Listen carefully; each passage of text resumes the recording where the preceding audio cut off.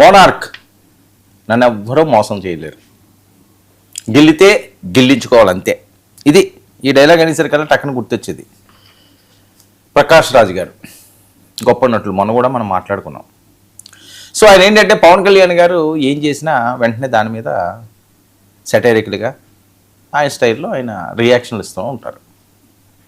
ఇప్పుడు కూడా ఆ రకంగానే ఇచ్చారు. సనాతనమైన అంశం అండి, వేరే అంశం అండి, వేరే అంశం అండి. మరి దేశంలో ఎక్కడా లేని విధంగా తోటి నటీనటులు, ఆయన హీరో ఈయన విలను మంచి సినిమాలు చేశారు. ఇద్దరు అగ్ర నటుల కింద మంచి గుర్తింపులు తెచ్చుకున్నారు. కానీ కొన్ని విషయాలు వచ్చేసరికల్లా మరి అసలు పవన్ కళ్యాణ్ ఈయనకి ఎందుకు పడ్డో, వీళ్ళకి ఏమైనా రాజకీయ తగాదాలు ఉన్నాయంటే లేవు, ఆస్తి తగాదాలు ఉన్నాయంటే లేవు, ఏమీ లేవు వీళ్ళ మధ్యన.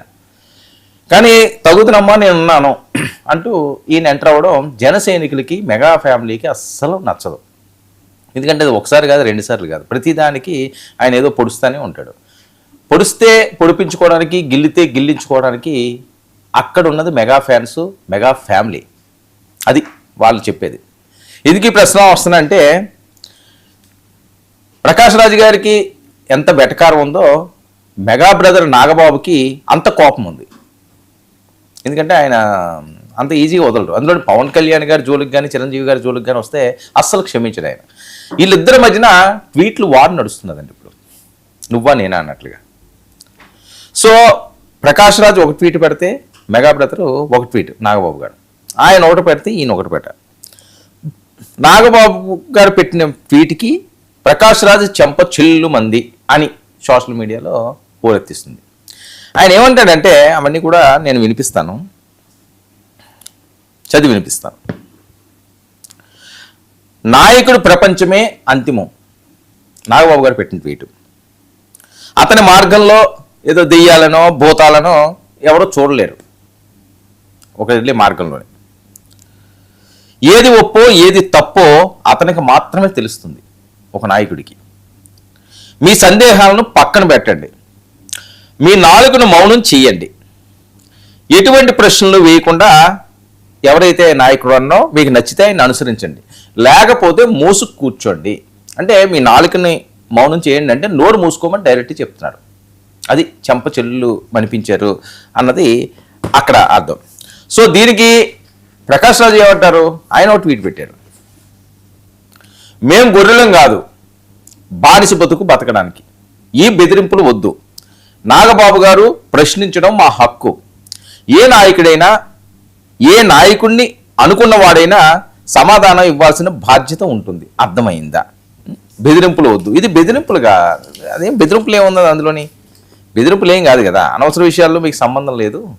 నాయకుడు తన పార్టీ ఏ రకంగా అనుసరించాలో, ఏ రకంగా వెళ్ళాలో, ఆయన ఆలోచన సరళేంటి, ఏం చేయాలనుకుంటున్నారన్నది ఆయనకి సంబంధించిన అంశం. ఇప్పుడు ప్రకాష్ రాజ్ గారు, ఇప్పుడు ఆ మెగా ఫ్యాన్స్, పవన్ కళ్యాణ్ గారి ఫ్యాన్స్ పెట్టి చెప్పేది ఏంటంటే, ఓ పని చేయి ప్రకాష్ రాజ్, నువ్వు మోనార్కో కదా, ఓ పార్టీ పెట్టేయండి, ఇండివిజువల్గా అద్భుతంగా ప్రజలకు సేవ చేసే విధంగా మీరు అడుగులు వేయండి, తప్పేమీ లేదు. అంతేగాని పవన్ కళ్యాణ్ ఎక్కడా, లేకపోతే ప్రకాష్ రాజ్ ఎక్కడా, ఆయన చేసే దానాలు అవనియండి, లేకపోతే ఆయన పడిన కష్టాలు అవనియండి, పార్టీని నిలబెట్టుకోవడానికి ఎంత తాపత్రయపడతారు అంటే ఎవరు నట్లుగా వాళ్ళ ప్రేమ ఉంటుందండి. ప్రకాష్ రాజ్ గారికి కూడా చాలామంది ఫ్యాన్ ఫాలోయింగ్లు ఉంటారు, ఎవరు లేరు అనుకోవడానికి లేదు.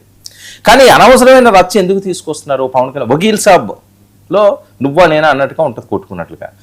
బద్రీనాథ్ అని ఆయన అంటే, నేను మోనార్క్ అని, నన్ను ఎవరో మోసం చేయలేదని వీళ్ళు అంటారు. సో వీళ్ళిద్దరి మధ్యన మంచి కాంబో ఉంటుంది, సినిమాల్లో చాలా అద్భుతంగా రక్తి కట్టిస్తారు. మరి పైకి వచ్చేసరికల్లా ఈయనకి ఆయనకి ఉన్న డిఫరెన్సెస్ ఏంటో చాలా తక్కువగా స్పందిస్తుంటారు ప్రకాష్ రాజు, పవన్ కళ్యాణ్ మీద ఎక్కువ స్పందిస్తుంటారు. మరి పవన్ కళ్యాణ్ గారి జోలికి వస్తే నాగబాబు ఊరుకుంటారా? అస్సలు ఊరుకోడు. ఆయన స్టైల్లో ఆయన ఇచ్చేస్తారు. కోరి కొని తెచ్చుకోవడం ఎందుకు ఇదంతా అని, అనవసరమైన అంశాల్లో ఏమైనా చెప్పాలనుకుంటే పవన్ కళ్యాణ్ గారు మీకు తెలుసు కాబట్టి పబ్లిక్గా ఎందుకు ఈ కొట్టుకోవడాలు? ఓ ఫోన్ చేసి, ఇదిగో సోదరా ఎలా ఉన్నది, లేకపోతే ఎలా ఉన్నది కళ్యాణ్ గారు, నా సలహా ఇదండి అని చెప్పండి. లేకపోతే సినిమా షూటింగ్లో ఎప్పుడైనా మళ్ళీ మీ ఇద్దరికి షూటింగ్లు ఉంటే అందులో చెప్పండి, అక్కడితో అయిపోద్ది. సోషల్ మీడియాలో చెప్పి దీనికి మ్యాథ్ ఇచ్చి మీరు రోడ్డును పడడం ఎంతవరకు కరెక్ట్? మోనార్క్ కానీ మోనార్క్ సినిమాల్లో ఆయన మోనార్క్ పైన కాదు కదా, అదే అంటున్నారు. సినిమాల్లో ఎవరన్నా మోనార్కులు ఉంటారు, అందరూ ఉంటారు, వాళ్ళు ఏం చెప్పినా సరే అద్భుతంగా ఉంటుంది. కానీ బయటకు వచ్చేసరికల్లా పవర్ ఏంటన్నది చూపించాలి, సత్తా ఏంటన్నది చూపించాలి. ఇప్పుడు ఆయన చూపించుకున్నాను అంటున్నాడు, 21 100% స్ట్రైక్ రేటు. సరే ఎవరితో పొత్తుల్లో ఉన్నారు ఏది ఉన్నదని ఆయన ఇష్టం, ఆయన పార్టీ కాబట్టి. ఇది రీల్ కాదు కదా, రియల్ హీరో అయ్యాడు ఇప్పుడు పవన్ కళ్యాణ్ సక్సెస్ఫుల్గాని. డిప్యూటీ చీఫ్ మినిస్టర్గా ఉన్నారు.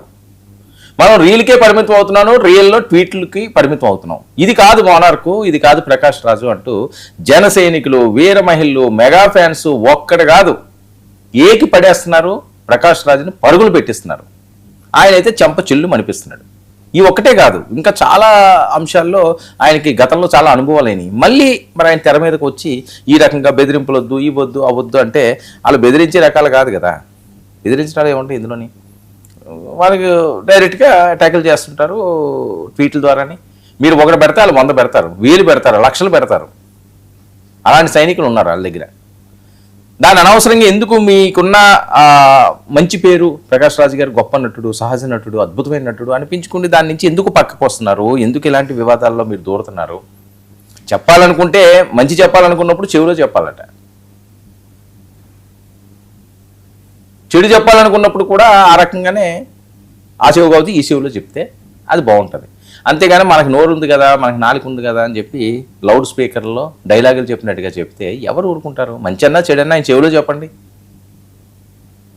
లేదు చెప్పడం ఇష్టం లేదా? మీ పని మీరు చూసుకుని ఆయన పైన ఆయన చేసుకుంటున్నాడు, మిమ్మల్ని ఎవడో గెలకట్లేదు కదా, మీరెందుకు గెలికి కొట్టించుకుంటారు? ఏంటా సరదా? ఇది వాళ్ళు ప్రశ్నించేది. మరి దానికి ఏం ప్రశ్న సమాధానం చెప్తారు? ఎందుకు మరి మోనార్క్ ఈ రకంగా ఈ ట్వీట్లతోటి ఇబ్బందికర పరిస్థితులు తెచ్చుకుంటున్నారన్నది మరి ఆయనకే తెలియాలి. ఎవరన్నా సరే ఏది చెప్పాలన్నా సలహాలు, సూచనలు డైరెక్ట్గా వాళ్ళకే చెప్పండి. సోషల్ మీడియాలో చెప్పి మీరు అనవసరంగా రోడ్డు మీద పడడం మంచిది కాదు, అది ఎవరికైనా.